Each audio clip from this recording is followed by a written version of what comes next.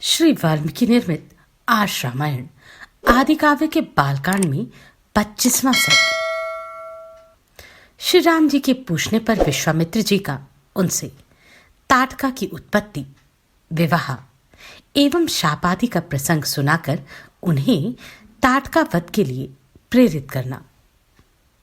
आप सभी से अनुरोध है कि यदि आप इन वीडियोस को लाइक, शेयर या सब्सक्राइब नहीं भी कर सकते तो इन्हें पूरा अवश्य सुने और लाभान्वित हों। अपरिमित प्रभावशाली विश्वामित्र मुनि का यह उत्तम वचन सुनकर पुरुष सिंह श्री राम ने यह शुभ बात कही। मुनिश्रेष्ठ, जब वह यक्षिणी एक अबला सुनी जाती है तब तो उसकी शक्ति थोड़ी ही होनी चाहिए, फिर वह 1000 हाथियों का बल कैसे धारण करती है। अमित तेजस्वी श्री रघुनाथ जी की कही हुई इस वचन को सुनकर विश्वामित्र जी अपनी मधुर वाणी द्वारा लक्ष्मण सहित शत्रुदमन श्री राम को हर्ष प्रदान करते हुए बोले, रघुनंदन, जिस कारण से ताटका अधिक बलशालिनी हो गई वह बात सुनो।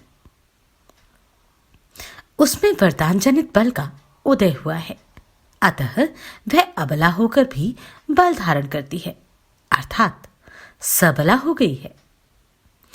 पूर्व काल की बात है, सुकेतु नाम से प्रसिद्ध एक महान यक्ष थे। वे बड़े पराक्रमी और सदाचारी थे, परंतु उन्हें कोई संतान नहीं थी, इसलिए उन्होंने बड़ी भारी तपस्या की। श्री राम, यक्षराज सुकेतु की इस तपस्या से ब्रह्मा जी को बड़ी प्रसन्नता हुई। उन्होंने सुकेतु को एक कन्या रत्न प्रदान किया जिसका नाम ताटका था। ब्रह्मा जी ने ही इस कन्या को 1000 हाथियों के समान बल दे दिया, परंतु उन महायशस्वी पितामह ने उस यक्ष को पुत्र नहीं दिया।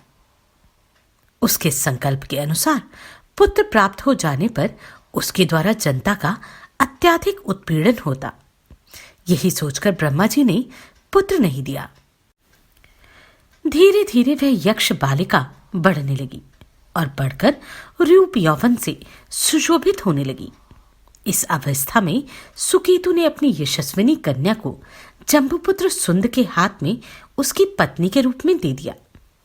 कुछ काल के बाद उस यक्षित ताटका ने मारीच नाम से प्रसिद्ध एक दुर्जय पुत्र को जन्म दिया, जो अगस्त्य मुनि के शाप से राक्षस हो गया। श्री राम, अगस्त्य ने ही शाप देकर ताटका पति सुंद को भी मार डाला।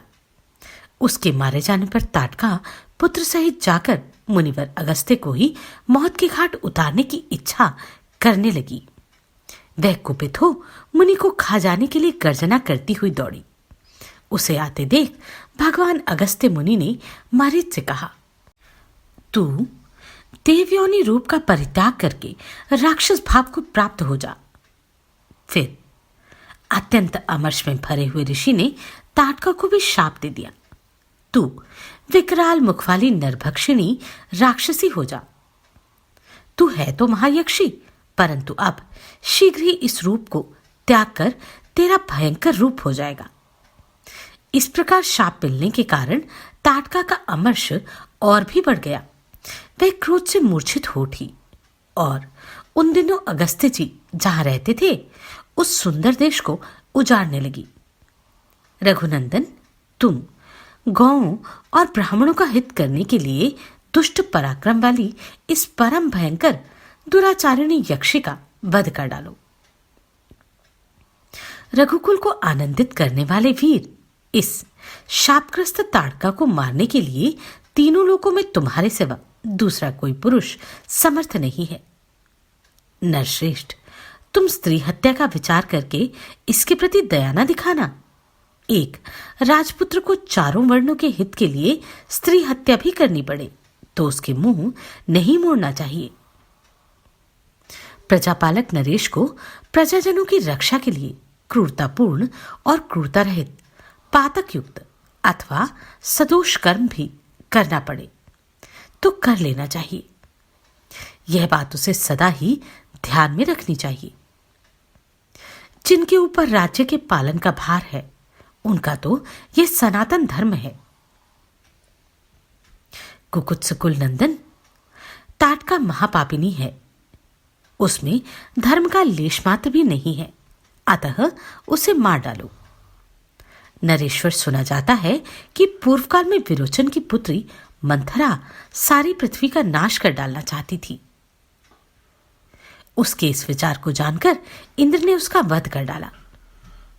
श्री राम प्राचीन काल में शुक्राचार्य की माता तथा भृगु की पतिव्रता पत्नी त्रिभुवन को इंद्र से शून्य कर देना चाहती थी। यह जानकर भगवान विष्णु ने उनका वध किया। इन्होंने तथा अन्य बहुत से मनस्वी पुरुष प्रवर राजकुमारों ने पापचारिणी स्त्रियों का वध किया है। नरेश्वर, अतः तुम भी मेरी आज्ञा से दया अथवा घृणा को त्याग कर इस राक्षसी को मार डालो। इस प्रकार श्री वाल्मीकि निर्मित आर्ष रामायण आदि काव्य के बालकांड में 25वां सर्ग पूरा हुआ। आप सभी को कोटि कोटि साधुवाद। आपने इन वीडियोस को इतना प्रेम दिया। नमस्कार, मैं आभा शर्मा जावास। यदि आपको मेरा ये प्रयत्न सराहनीय लगा हो तो मुझे सब्सक्राइब करके प्रोत्साहित करें।